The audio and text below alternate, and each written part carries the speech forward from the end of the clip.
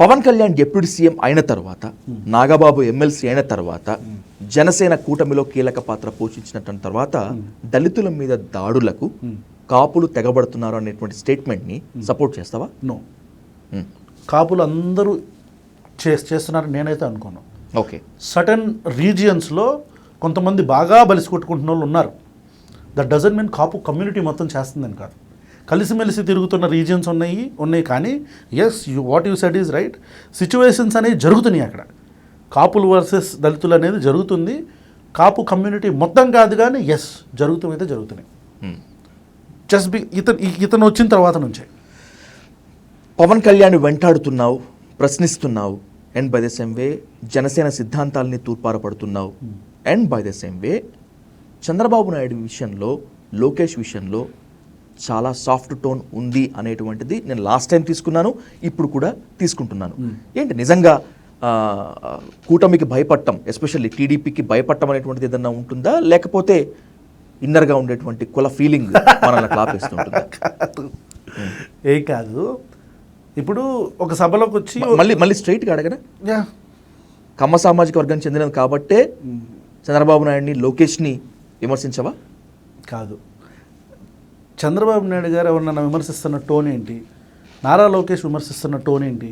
Pawan Kalyan విమర్శిస్తున్న tone ఏంటి? అలాగే మాట్లాడతాం. నీకు ఆ టోన్ కావాలి కదా, నువ్వు అది ఎక్స్పెక్ట్ చేస్తున్నావు కదా.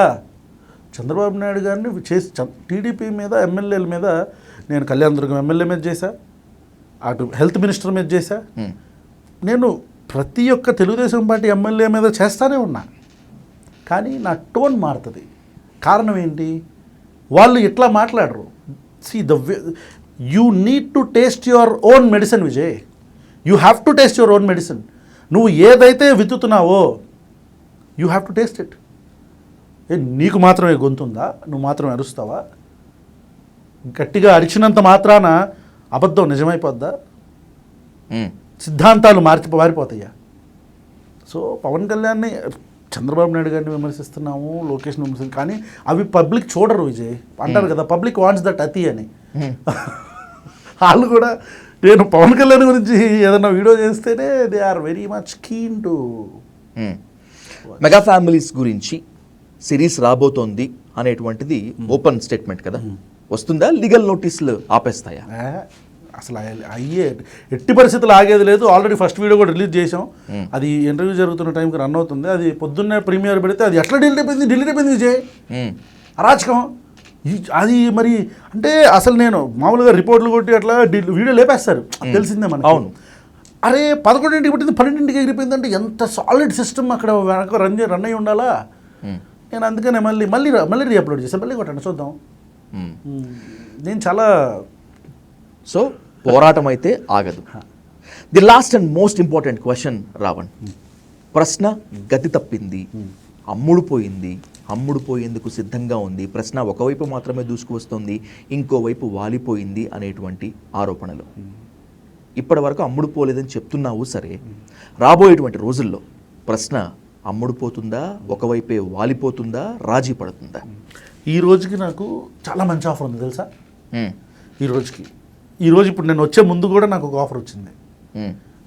We will invest in it, we will sponsor. ఏం కావాలి చెప్పండి అని. ఒక పెద్ద రాజకీయ పార్టీ. నేను అవసరమైతే ఛానల్ మూసేస్తా, అవసరమైతే పేక కోసుకుంటా, కానీ ఏ నా కొడుకు దగ్గర ₹1 డబ్బులు తీసుకోను. నాకు దోల, ఈ దోలకి నేను పనిచేస్తున్నా. సిస్టంలో ఉండే తప్పుల్ని క్వశ్చన్ చేయటం అనేది నాకున్న దోల. నా దోల నేను తీర్చుకుంటున్నా. సింపుల్. ఈ మధ్యలో నాకు డబ్బులు ఇంటర్వ్యూ చేసేటప్పుడు కూడా నన్ను అడిగారు, నేను పాడ్కాస్ట్లు చేస్తుంటే కావాలంటే చెప్పండి అని. వద్దండి, మీరు రండి, యు ఆర్ ఇన్వైటెడ్. కాదండి మామూలుగా మీకు no I don't want any money. డబ్బులు ఉండి కాదు నేను చెప్తుంది ఈ మాట. తీసుకుంటే నా శాంటిటీ దెబ్బతింటుంది. తీసుకుంటే నేను ఇంక దానికి వాల్యూ ఉండదు విజయ్. నేను మాట్లాడే ఏ మాటకు కూడా వాల్యూ ఉండదు. That is my take.